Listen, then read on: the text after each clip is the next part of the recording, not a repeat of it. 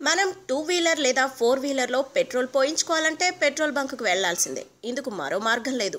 Petrol బంకులో petrol నాణ్యత ఎలా ఉందనే విషయం తెలుసుకోవడం చాలా కష్టం.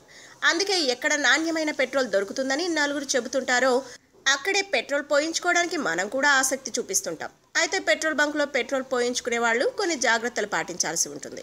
మరీ ముఖ్యంగా 200 ఆ పైన మొత్తానికి పెట్రోల్ పోయించుకునే వాళ్ళు మరింత జాగ్రత్తగా ఉండాల్సిన అవసరం ఉంది. అన్ని పెట్రోల్ బంకుల్లో ఇలాగే ఉంటుందని చెప్పలేం. కానీ కొన్ని పెట్రోల్ బంకుల్లో పనిచేసే సిబ్బంది మాత్రం తమ చేతివాటంతో వినియోగదారులను మోసం చేస్తున్నారు.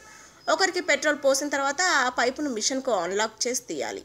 కానీ పెట్రోల్ బంకుల్లో పనిచేసే చాలా మంది సిబ్బంది అలా చేయరు.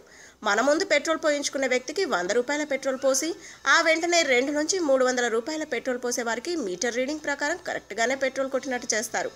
కానీ 300 రూపాయల్లో కేవలం 200 రూపాయల పెట్రోల్ మాత్రమే మన బండి ట్యాంకర్లోకి వస్తుంది.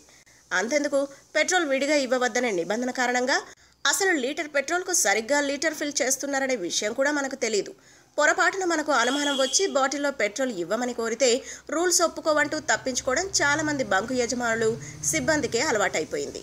మనకు తెలియకుండా చేసే మోసాలను మనం అరికట్టలేం. కానీ మనకు తెలిసిన కొన్ని విషయాలు మాత్రం జాగ్రత్తగా ఉంటే పెట్రోల్ బంకుల్లో మోసపోకుండా ఉండొచ్చు. If you like the video, please like us and subscribe Tollywood Nagar.